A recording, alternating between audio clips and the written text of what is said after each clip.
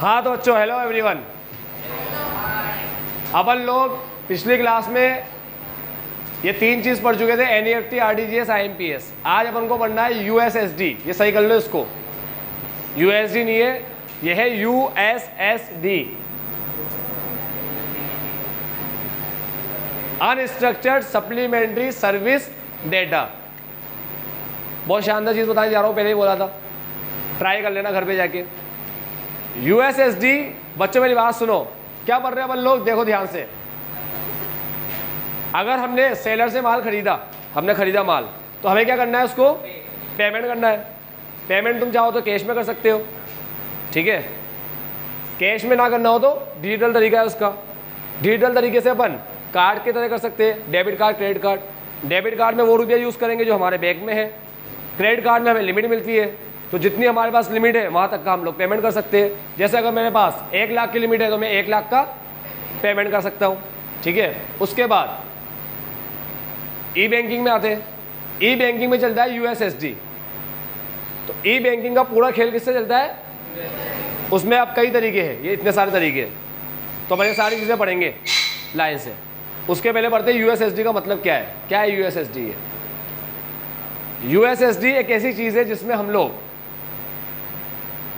बिना इंटरनेट के बैंक की सर्विस को यूज़ कर सकते हैं।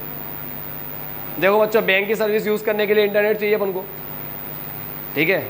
इंटरनेट होगा अपने मोबाइल में तभी जाके जीपे, फ़ोन पे, मोबाइल के कोई भी ऐप होंगे, बैंक के ऐप, एप्लीकेशंस, उसको अपन चला सकते हैं और रुपया ट्रांसफ़र कर सकते हैं। तो ये पता नहीं होगा, यूएसएसडी बिना इंटरनेट के काम कर देता है। बस होना क्या चाहिए, तुम्हारा बैंक में अकाउंट, ठीक है, और तुम्हारा मोबाइल नंबर उस अकाउंट से लिंक्ड होना चाहिए, समझ गए। उसके बाद इंटरनेट हो चाहे ना हो, तुम अपना काम कर सकते हो। कैसे करोगे अपना काम? मोबाइल के अंदर हमें लिखना है *99#। दिख रहा है क्या बेटा इसमें? मोबाइल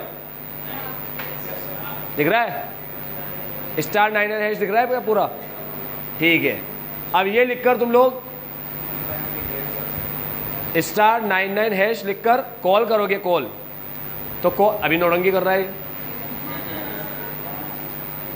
यार ना बच्चों, जिंदगी में काम के टाइम पे नौटंकी होती है, ठीक है। अरे सही में नाटक कर रहा है, ये आएगा लिखा हुआ। अरे यार आगे लिखा हुआ,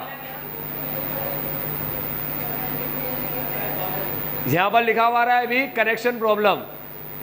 वो प्रॉब्लम ये है कि 4G नेटवर्क नहीं आ रहे मेरे, ठीक है, इसलिए थोड़ा नाटक कर रहा है ये यूएसएसडी रन करने में। तेरे आ रहा है? हाँ रुक जा 1 मिनट, रुक जा। मेरे मोबाइल के नेटवर्क नहीं आ रहे, भी गायब हो गए, बिल्कुल सही टाइम पे गायब हुए। इसी टाइम पे गायब होना था इसको।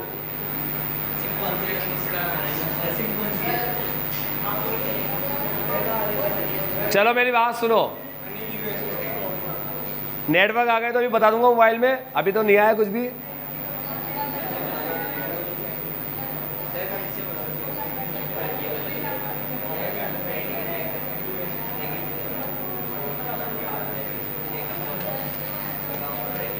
देखो मेरी बात सुनो,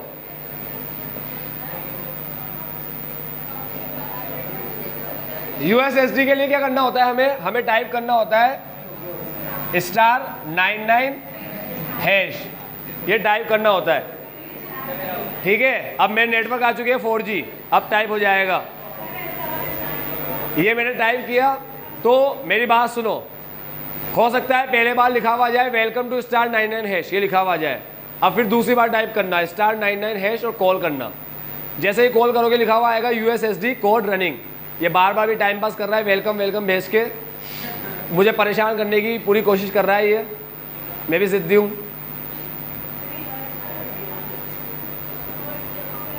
अरे यार, हाँ अरे मुझे पता है कौन सा स्टार होता है, मैंने फ़ोन में बच्चों को बता दिया है टाइप करके।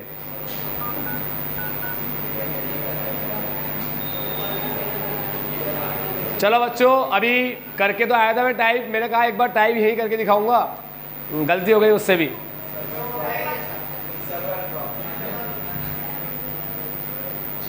तो बच्चों मेरी बात सुनो, ये एक लड़के का मोबाइल मिला मुझे, इसका बैंक में अकाउंट है। जैसे इसने डायल किया तो बैंक का नाम लिखा हुआ जाता है state bank of India, SBI, बिना इंटरनेट के।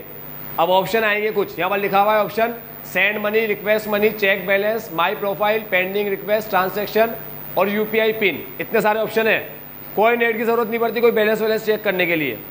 अब यहाँ पर लिखा है थर्ड में चेक बैलेंस, तो मैं जैसे ही 3 टाइप करूँगा और 3 टाइप करके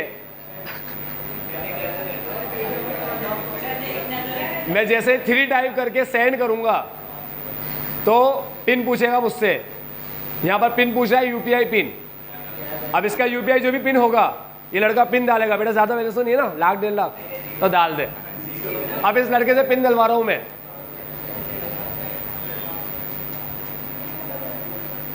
अब ये लड़का पिन डालेगा और पिन डालते ही इसका बैलेंस शो होने लग जाएगा।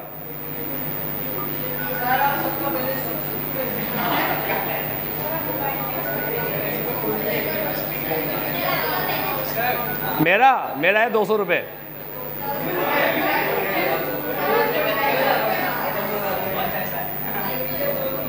हाँ, तो ये लड़के का बैलेंस आया, लिखा हुआ है your account balance is 8 rupees, अरे सॉरी 868 रुपीज। अब खुश हो गया तुम लोग। तो इस तरीके से ये USSD वर्क करता है।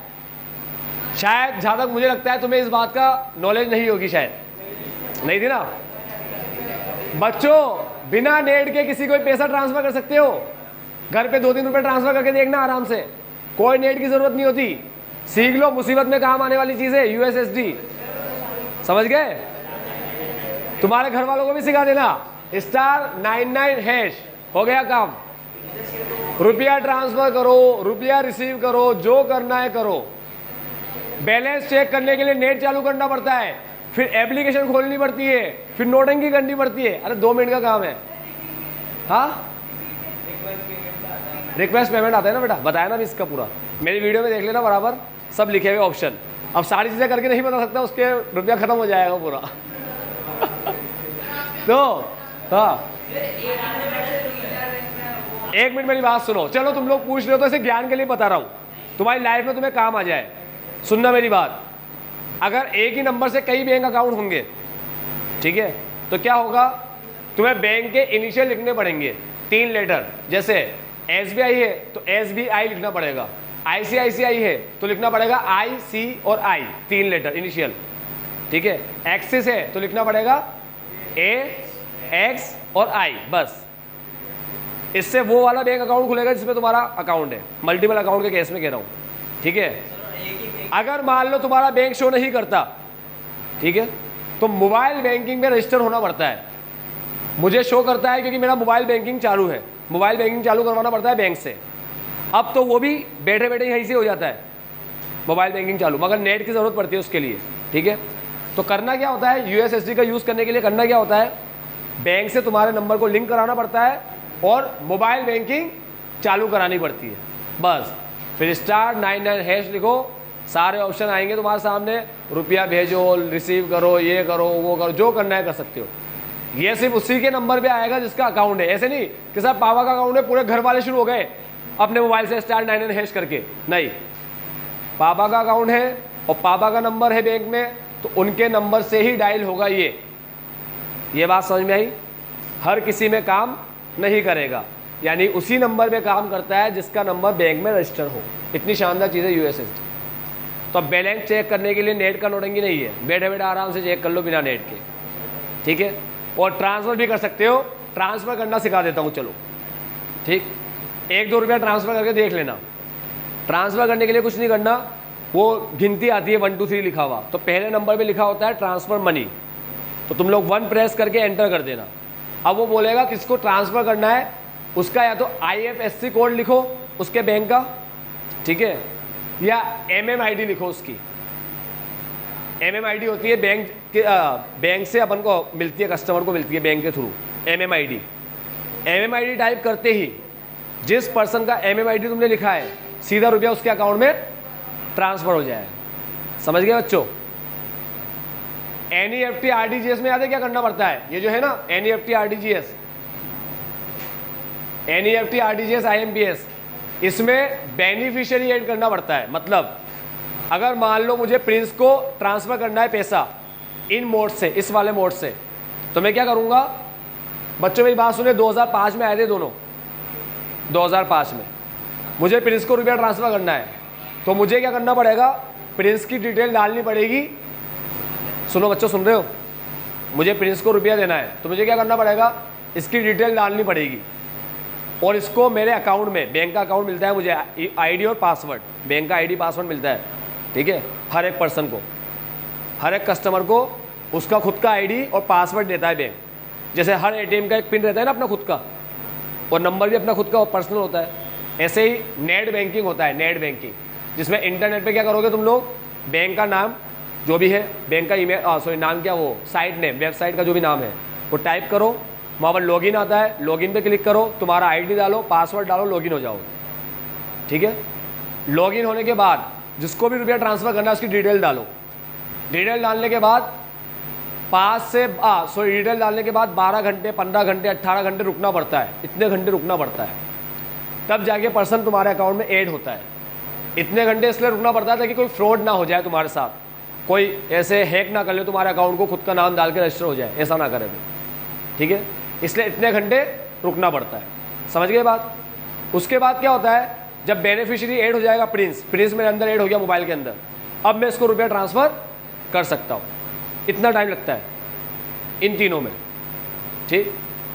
बाकी अब जो USSD वगैरह है, इसमें तो टाइम लगने की ज़रूरत ही नहीं, हाथों हाथ पैसा ट्रांसफ़र। क्या लिखा है? क्या क्या कर सकता है ये? Initiating fund transfer, making balance inquiry, getting the bank, ये सब काम कर सकते हो तुम लोग, ठीक है? बिना इंटरनेट के। अब USSD समझ गए? अब एक आता है point of sale. Point of sale क्या होता है? ध्यान से सुनना बच्चों। पॉइंट ऑफ सेल में हमें पेयर बनाना पड़ता है, PEER, पेयर। सुना तुम लोगों ने? पेयर बनाना पड़ता है। सुना कह रहा हूँ, समझा नहीं कह रहा। सुना तुम लोगों ने? पेयर बनाना पड़ता है। मतलब क्या करना पड़ेगा? पॉइंट ऑफ सेल क्या होता है बच्चों? Point of sale cash counter वगैरह होते हैं, जहाँ पर तुम लोग, जैसे तुम लोग विशाल मार्ट गए होंगे, वी मार्ट गए होंगे, डी मार्ट गए होंगे, या बेस्ट प्राइस या बिग बाज़ार कहीं भी गए होंगे, ठीक है? इन सब में से जितने भी नाम मैंने लिए, तुम अगर कोई भी सुपर मार्केट गए होंगे, कोई भी इनमें से, तो तुमने क्या देखा? वो ट्रॉली में जो तुम सामान भर के लाते हो, तो एक बंदा बैठा होता है जिसके पास एक सिस्टम होता है। उस सिस्टम के नीचे एक कैश का वो होता है काउंटर, जिसमें 100 की गड्डी अलग जमी होती है, 50 की अलग होती है, ठीक है? एक बार कोड का साइड में अटका हुआ होता है, ठीक है? अब जैसे ही क्या करता है, तुम लोग आते हो तो बार कोड का उठाता है स्कैनर, और तुम्हारा जो भी तुमने जो भी प्रोडक्ट लिया उसके बार कोड स्कैन करता है, कर लेता है। उसको स्कैन करने से उसकी प्राइस आ जाती है, कितना डिस्काउंट है, क्या ऑफर चल रहा है, सब अपने आप कटकुटा के आ जाता है। याद रखने की ज़रूरत ही नहीं होती। अगर किसी पे कोई ऑफर है ना, वो अपने आप आ जाएगा, शो हो जाएगा। जैसे एक चीज़ है 500 की और उस पर चल रहा है 100 रुपये का डिस्काउंट। कितने रुपये का? 100। तो अपने आप लिखा हुआ जाएगा 500 डिस्काउंट 100 और अमाउंट 400 डिस्काउंट करने के बाद, ठीक है? स्कैन करने से। अब तुम लोग क्या करोगे? तुम लोग पेमेंट करोगे, या तो तुम लोग कैश में दोगे, सुन रहे हो सारे बच्चे, या तुम लोग कार्ड दे दोगे, वो कार्ड स्वाइप करके तुमसे पैसा ले लें। सही है? इसे बोलते हैं पॉइंट ऑफ सेल। क्या बोलते हैं? Point of sale. तो क्या लिखा है देखो, पॉइंट ऑफ सेल और point of purchase is the time and place where a retail transaction is completed. At a point of sale the seller calculate and tells the amount owed by the customer to him. Seller customer को amount बताता है कि भाई इतना amount तुझे देना है। After the customer make the payment, customer जब पेमेंट करेगा, सेलर उसे रिसीट दे देगा। जैसे तुम पेमेंट करोगे ना, रिसीट जनरेट होती है, और रिसीट तुम्हें CVV से लगा करके पकड़ा देता है। फिर जब तुम बाहर निकलते हो तो क्या होता है? बाहर निकलने के टाइम पे वो रिसीट जो होती है वो तुम शो करते हो। बच्चे याद रखना, हर जगह के अलग अलग काउंटर होते हैं। आइनॉक्स आलू वालिया मॉल जो है ना, आलू वालिया मॉल, वहाँ पर तुमने देखा होगा फन जोन है ना, उसका एक कार्ड बनता है। वो कार्ड ऐसे शो करो और तुम उस पेमेंट कर देते हो। तो हर लोग अपने अपने तरीके से इसको बनाते हैं पॉइंट ऑफ सेल, कि पेमेंट करने का तरीका क्या रहेगा, सिस्टम कैसा रहेगा। कहीं पे बार कोड स्कैनर होता है, कहीं पे मैनुअली टाइप कर रहा होता है बंदा, बार कोड होता ही नहीं कुछ भी, ठीक है? मतलब तुम जब सर्विस के काउंटर पे जाओगे, जैसे कोई ऐसे जगह पे गए जहाँ पर कोई प्रोडक्ट के बारकोड वगैरह है ही नहीं, बनाए नहीं उन्होंने, तो क्या करेंगे, या सर्विस लेने गए तो क्या करेंगे, मैनुअली टाइप करेंगे, ठीक है, और टाइप करके तुम्हें तुम्हारा अमाउंट बता देंगे। तो अपने हिसाब से पूरा सिस्टम डिज़ाइन होता है। इसमें दो चीज़ आती है, हार्डवेयर और सॉफ्टवेयर। कौन कौन से हार्डवेयर तुम्हें चाहिए, हार्डवेयर समझ गए, मॉनिटर, माउस, बारकोड स्कैनर, ठीक है, और जो गल्ला भी होता है वो भी स्पेशल होता है, उतने अमाउंट ही रखने पड़ेंगे उसमें। ऊपर एक वो होता है डिस्प्ले, ठीक है, यहाँ बंदा जो भी टाइप कर रहा होता है तुम्हें डिस्प्ले हो रहा होता है। तो तुम्हें कौन कौन से हार्डवेयर यूज़ करने तुम बताओ, कौन कौन से सॉफ्टवेयर तुम्हें यूज़ करने वो भी तुम डिसाइड करो। जितना पेमेंट होगा उतना ही करना पड़ेगा। लास्ट में 48 आया तो 48 ही देना पड़ेगा। तुम बोलोगे राउंड ऑफ में 40 रुपया दे दो, नहीं चलेगा, फिर वो तुम्हें 2 रुपये रिटर्न करेगा पर्सन, ठीक है। तो यहाँ क्या होता है, तुम्हें वो रिसीट देता है जब तुम उसको पेमेंट करते हो। Selling price are link to the product code. Selling price किसके साथ लिंक होती है, बार कोड के साथ। जैसे वो बार कोड स्कैन करता है सेलिंग प्राइस शो हो जाती है, ठीक है। So the cashier merely needs to scan this code to process a sale. Code scan करते ही वो सेल प्रोसेस हो जाएगी, ठीक। अब आता है बच्चों आधार इनेबल्ड पेमेंट सिस्टम। तुम्हें इसके बारे में भी नॉलेज नहीं होगी कुछ भी। आधार इनेबल्ड पेमेंट सिस्टम क्या है बच्चों, बैंक के लिए पॉसिबल नहीं है कि हर जगह अपनी ब्रांच खोले, क्योंकि हर जगह ब्रांच खोलने में बैंक का खर्चा लगता है।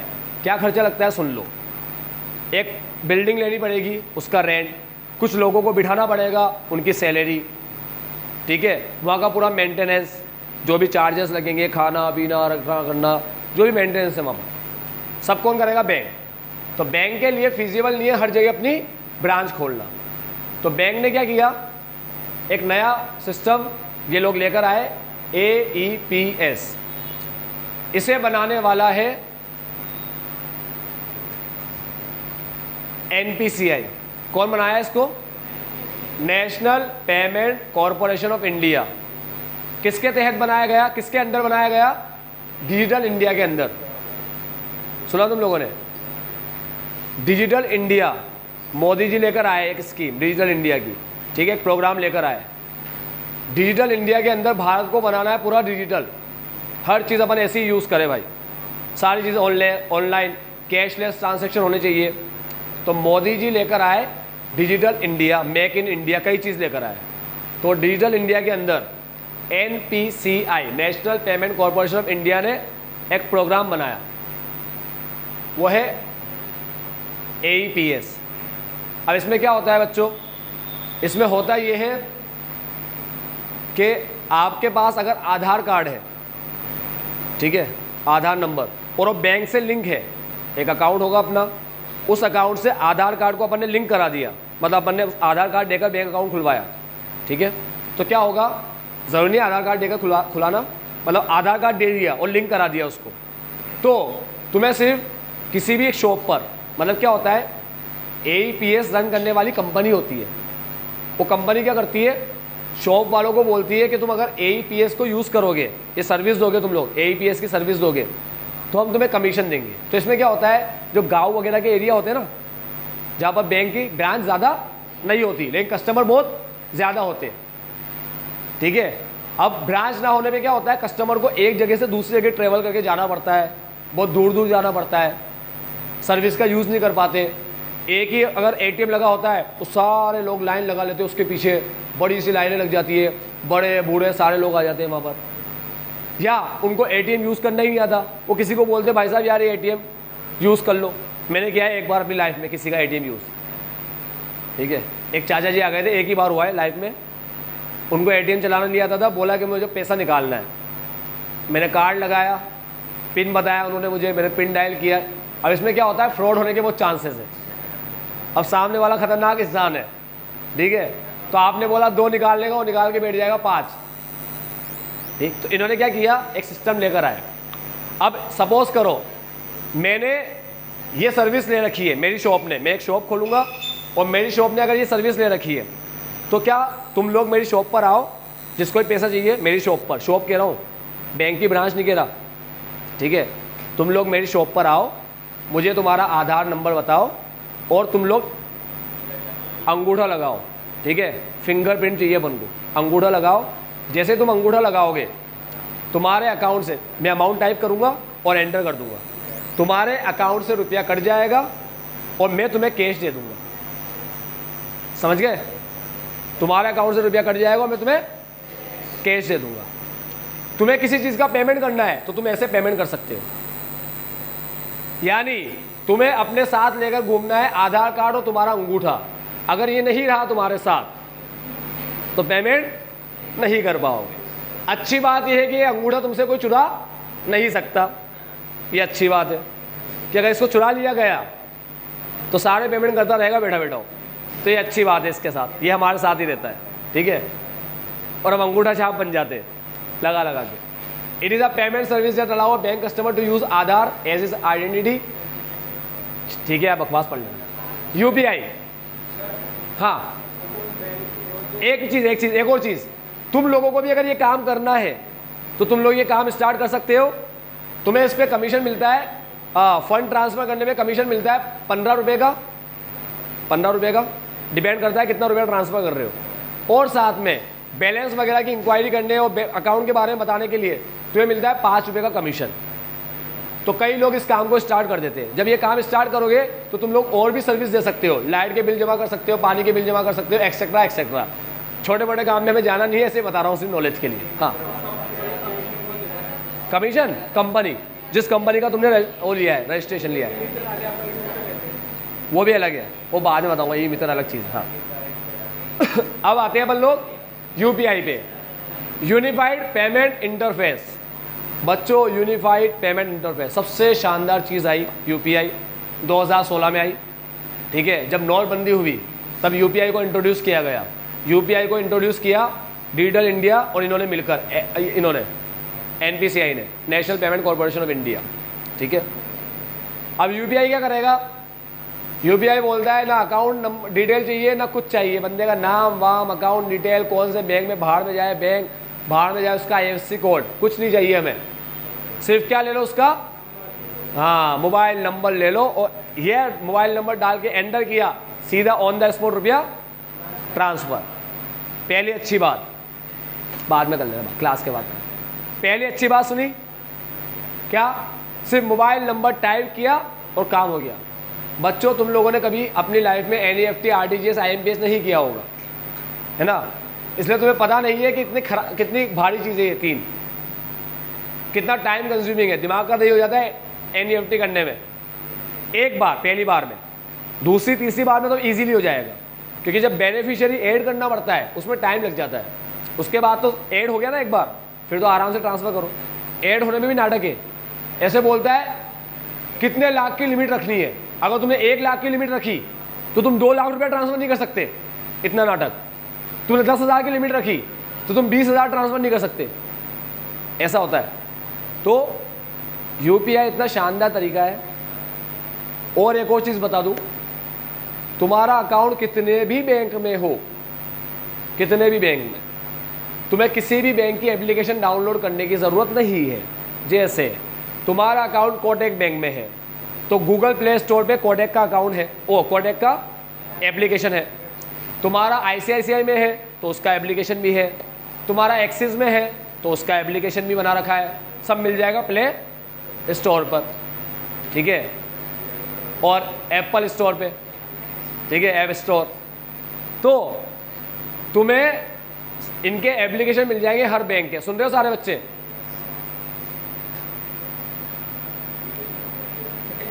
क्या कर रहा है? कैसे सुन रहा है बेटा? कैसे सुन रहा है? बुक में कुछ दिख रहा है तेरे को? हाँ, तो मेरी बात सुनो, मेरी बात सुनो। क्या कर रहा है भाई? तो क्या कुछ लिख रहा है? अच्छा ठीक। तो मेरी बात सुनो बच्चों, तुम्हें अलग अलग बैंक की एप्लीकेशन डाउनलोड करने की ज़रूरत नहीं है। एक ही एप्लीकेशन से सारे काम हो जाएंगे। यूपीआई क्या करता है? यूपीआई के अंदर, UPI is the latest digital payment standard where the user having a bank account can transfer money to any other bank using UPI based app. UPI based app कौन कौन सी है बता देता हूँ मैं तुम्हें।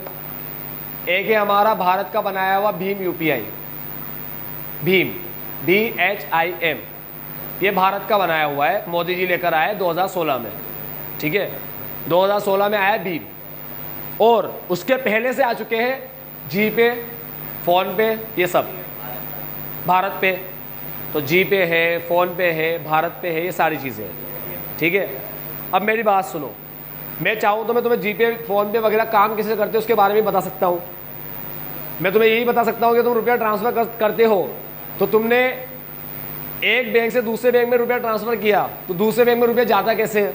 मगर ये सारे ज्ञान को दूंगा बाद में, पहले अपना मेन टॉपिक कंप्लीट हो जाए, फिर बताऊंगा ये जीपे वगैरह वर्क कैसे करते हैं। ये तो बैंक ही नहीं है, जीपे कोई बैंक है क्या, फ़ोन पे कोई बैंक है क्या, तो ये काम कैसे करता है। बैंक करना चाहिए ना काम, बैंक या बैंक की एप्लीकेशन काम करनी चाहिए, जीपे कैसे काम करता है, ठीक है। तो इसके बारे में थोड़ा सा बताऊंगा बाद में, पहले समझ लो। अभी जीपे है, तो जीपे क्या है बच्चों, यूपीआई बेस्ड ऐप। तुम्हारे कितने भी अकाउंट हो तुम जीपे पे चला सकते हो क्या, हाँ, कितने भी अकाउंट यूज़ कर सकते हो। जीपे बोलता है add bank account, add bank account, add bank account, करते जाओ बैठे बैठे ऐड, ठीक है।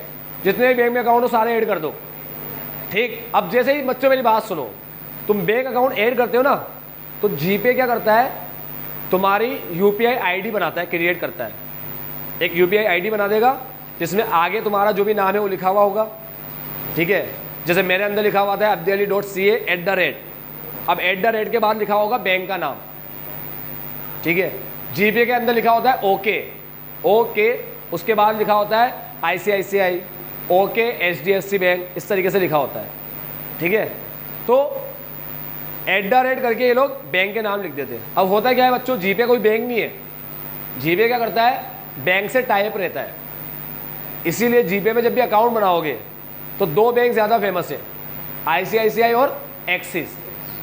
तो जीपे तुमसे पूछेगा ICICI की आईडी चाहिए या एक्सिस की आईडी चाहिए तुम्हें, तो जो भी आईडी तुम सेलेक्ट करोगे उस नाम से तुम्हारा अकाउंट क्रिएट हो जाएगा। अब मेरा अकाउंट तो पंजाब नेशनल बैंक है, लेकिन जीपे भी आईडी में आता है ओके ICICI, ये लिखा हुआ आता है मेरी आईडी में, ओके ICICI। क्यों, क्योंकि जीपे का किससे कॉन्टैक्ट हो रहा है, ICICI बैंक से। तो तुम्हारा किसी बैंक में अकाउंट हो, इस तरीके से लोग वर्क करते हैं। एयरटेल मनी सुना होगा तुम लोगों ने, ठीक है। तो एयरटेल का कोई बैंक थोड़ी है, Airtel money, Airtel payment bank. ये क्या करते हैं ये लोग कॉन्टैक्ट कर लेते हैं बैंक के साथ। पेटीएम वॉलेट, पेटीएम यूपीआई, ये सब बैंक के साथ कॉन्टैक्ट कर लेते हैं, ठीक है। अब माइक्रो एटीएम क्या होता है बच्चों, माइक्रो एटीएम सर्विस है जिसमें तुम लोग जाओगे और एक छोटी सी मशीन रहती है, याद है, कार्ड स्वाइप करने की मशीन, ठीक है। वो कार्ड स्वाइप करने की मशीन, मेरी बात सुनो बच्चों, कार्ड स्वाइप करने की मशीन है, ठीक। तो मशीन तुम्हारे बैंक से रुपया कैसे काट लेती है, कार्ड स्वाइप होती है, क्योंकि वो बैंक से लिंक होती है। जहाँ तुम कार्ड स्वाइप करके अपना पिन डालते हो, तो पिन डालते क्या होता है, तुम्हारा रुपया बैंक से कट जाता है, ठीक। अब तुम लोगों ने मशीन का कभी यूज़ तो किया ही होगा, पेट्रोल पंप वगैरह पे पेमेंट करने के लिए, किसी शॉप में पेमेंट करने के लिए वो मशीन लेकर आ जाता है पेट्रोल पंप वाला। पेट्रोल पंप में जनरली अपन कार्ड से ही करते पेमेंट, तो मशीन लेकर आ जाता है। अभी तो पेट्रोल पंप में वो भी लगा दिया बारकोड वगैरह। जनरली पहले क्या होता था, बारकोड नहीं होते थे, कार्ड स्वाइप करते थे अपन। अब मेरी बात सुनो बच्चों, तुमने सिर्फ कार्ड स्वाइप करके पेमेंट ही किया होगा। गाँव वगैरह में तो क्या होता है, कार्ड स्वाइप करके हमारे अकाउंट से जब रुपया कट जाता है तो शॉप वाला हमें रुपया दे देता है, मतलब विड्रॉ करने का काम आता है। रुपया विड्रॉ करते हैं ना बैंक से, तो ये विड्रॉ करने का काम आता है माइक्रो एटीएम। माइक्रो एटीएम क्या करता है बच्चों, मेरी बात सुनो, हर जगह एटीएम लगाना तो पॉसिबल है नहीं। मशीन लगाओ, जगह खरीदो, और तुम जानते होंगे एक पर्सन को बिठाना पड़ता है वहाँ पर, गाड़ी आएगी पैसों की, फिल करेगी, फिर जाएगी, फिर ख़त्म हो जाएगा पैसा, फिर गाड़ी आएगी, फिल करेगी, जाएगी। तो हर जगह एटीएम लगाना पॉसिबल। तो इन लोगों ने याद क्या किया, इन लोगों ने शॉप को ऑथोराइज कर दिया और शॉप को पकड़ा दिया माइक्रो एटीएम मशीन, छोटी मशीन। बोला जो भी तुम्हारे शॉप पे आए उसका कार्ड स्वाइप करना, पिन विन डाल के एंटर कर देना, जितना भी रुपया मांग रहे हैं वो रुपया लिखना, 5,000, 10,000, 10,000 लिखा, और उस पर्सन को रुपया दे देना, ठीक है। ये जो AEPS वगैरह है ना, AEPS और माइक्रो एटीएम, इसकी लिमिट होती है 20,000 की, कुछ लिमिट होती है, 20,000 से ज़्यादा पैसा विड्रॉ नहीं कर सकते। तो तुमने माइक्रो एटीएम का यूज़ तो किया है, मगर तुमने यूज़ किया है पेमेंट करने के लिए। रुपया विड्रॉ करने के लिए यूज़ नहीं किया। समझ गए? रुपया विड्रॉ भी होता है इससे, समझ गए? रुपया विड्रॉ भी होता है। हाँ, उसको कमीशन मिलता है ना बेटा, जो ये काम कर रहा है बैंक उसको कमीशन देता है, ठीक है? नहीं तो कौन करेगा ये काम? क्या लिखा है बच्चों, सुनो ध्यान से। Micro ATM are card swipe machine through which bank can remotely connect to the core banking system. Bank से कनेक्ट होता है वो, इसीलिए तुम्हारे अकाउंट से रुपया कट जाता है। ठीक, आगे बढ़ते। हाँ, उसमें फिंगरप्रिंट स्कैनर भी होता है, बहुत सी बात, ये फिंगरप्रिंट से अपन वो कर लो स्कैन। आ गए हमारे भीम। क्या होता है भीम, ध्यान से सुनना। भीम को निकाला गया भाई BR अम्बेडकर जी के नाम से। Bhim is a mobile payment app. Bhim वैसा ही ऐप है जैसा जीपे और फोन पे है। आगे क्या बोला, NPCI ने निकाला और प्राइम मिनिस्टर ने लॉन्च किया 2000, पता है ना 2016 क्या है, नोटबंदी वाला साल। ठीक, कब किया? दिसंबर में। और नोट बंद कब हुए? नवंबर में, 8 नवंबर। ठीक है, नवंबर में बंद हुए नोट और दिसंबर में आया भीम। ठीक, कैशलेस ट्रांजैक्शन को प्रमोट करने के लिए। फिर क्या लिखा है, UPI सपोर्ट ऐप है, एप्लीकेशन है UPI सपोर्ट। ठीक है, और IMPS की तरह सर्विस है इसकी। बच्चों मेरी बात सुनो, सारे बच्चे इधर, इसकी सर्विस कैसी है? IMPS की तरह इंस्टेंट ट्रांसफर होता है। इंस्टेंट, IMPS का फुल फॉर्म है इंस्टेंट मनी पेमेंट सिस्टम। तो इंस्टेंट रुपया ट्रांसफर होता है इसमें। ठीक है, 24/7। ये देखो, ये लिखा है, देखो यहाँ पर लिखा है UPI enabled payment occur through out the day. पूरे दिन कभी भी करो, दिन में, रात में, जब मर्जी पड़े करो। And all 365 days in a year. Sunday हो, मंडे हो, बैंक की छुट्टी हो, कुछ भी हो, तुमने जैसे ही रुपया ट्रांसफर किया एक अकाउंट से कट के सीधा दूसरे अकाउंट में पहुंच जाए। ठीक है, इसका कोई टाइम वाइम नहीं है कि भाई 12 बजे के बाद रुपया कट नहीं होगा, पेमेंट नहीं कर सकते। तुम्हारी मर्जी पड़े जब पेमेंट करो, कभी भी पेमेंट कर सकते हो तुम लोग। ठीक है, last mobile wallet. Mobile wallet क्या होता है बच्चों? मोबाइल वॉलेट होता है पेटीएम वगैरह जो होते हैं ना, अमेज़ॉन वॉलेट, पेटीएम का वॉलेट, फ्लिपकार्ट का नहीं है शायद वॉलेट, फ्लिपकार्ट वॉलेट नहीं देता। ठीक है, अमेज़ॉन का वॉलेट है, पेटीएम का वॉलेट है। पेटीएम का वॉलेट, किसी भी ऐप पे पेमेंट करना हो तुम तो पेटीएम वॉलेट से पेमेंट कर सकते हो। जोमेटो स्विगी वगैरह यूज़ किया होगा तुमने। ठीक है, तो जोमेटो पर तुम लोग पेमेंट करोगे तो वहाँ लिखा हुआ जाता है पेटीएम वॉलेट। जैसे तुम पेटीएम से लिंक करते हो तो वॉलेट का बैलेंस शो करने लग जाता है। तुम्हारे वॉलेट में 500 रुपया है और पेमेंट करना है 300, बस एक क्लिक करते ही पेमेंट। कोई कोड वर्ड कुछ डालने की ज़रूरत नहीं है। आएगा समझ में? बस एक OTP आएगा सेफ्टी के लिए। ठीक है, तो मोबाइल वॉलेट एक पॉपुलर पेमेंट ऑप्शन है। यहाँ पर हमने मनी ऐड करना पड़ता है अपने कार्ड से या UPI से, कार्ड से या UPI से। ठीक है, क्या करते हैं अपन लोग, अपने वॉलेट में मनी ऐड करो, लिखा होता है ऐड मनी का ऑप्शन आता है वहाँ पर। तुम पेटीएम खोलोगे तो वहाँ लिखा हुआ आएगा ऐड मनी। जैसे तुम मनी ऐड करोगे तुम्हारे वॉलेट में आ जाएगा, पेटीएम वॉलेट में। ये वर्चुअल वॉलेट है। एक वॉलेट हमारे जेब में होता है, इसमें हम मनी ऐड करते हैं। ठीक है, और एक ये वर्चुअल वॉलेट होता है, इसमें मनी ऐड कर दिया तो तुम्हारे वॉलेट में शो करेगा। आई बात समझ में? पेटीएम वॉलेट क्या होता है?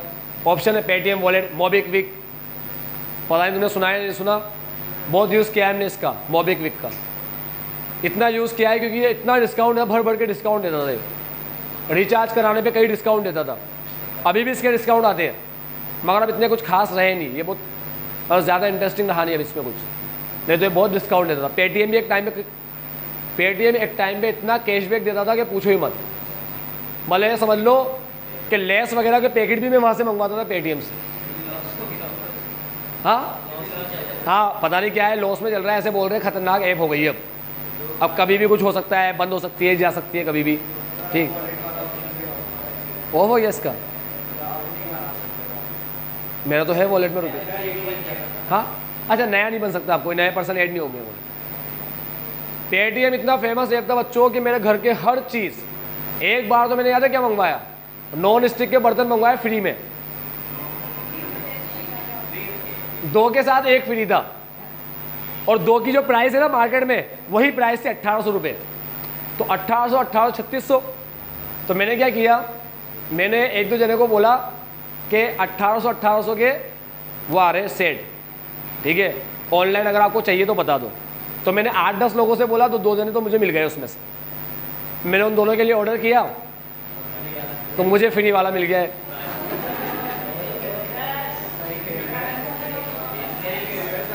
तीन बर्तन आए, एक कढ़ाई आई, एक पैन आया, एक तवा आया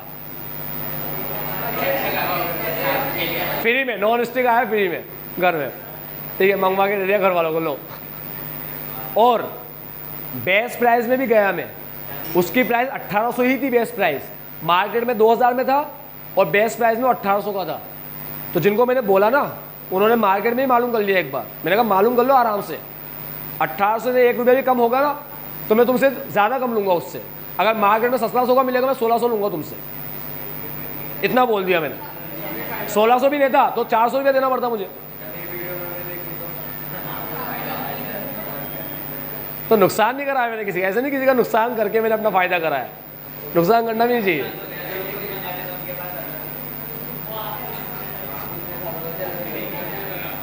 वो खुद मंगाते तो उनके पास आता, मंगवा लो, मुझे क्या जा रहा है, मैं कोई नुकसान तो नहीं कर रहा हूँ।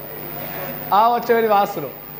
तो ये सारे अपन ने पेमेंट ऑप्शन पढ़े, ठीक है। अब पेमेंट ऑप्शन खत्म, अब ब्रेक के बाद स्टार्ट करेंगे इंश्योरेंस।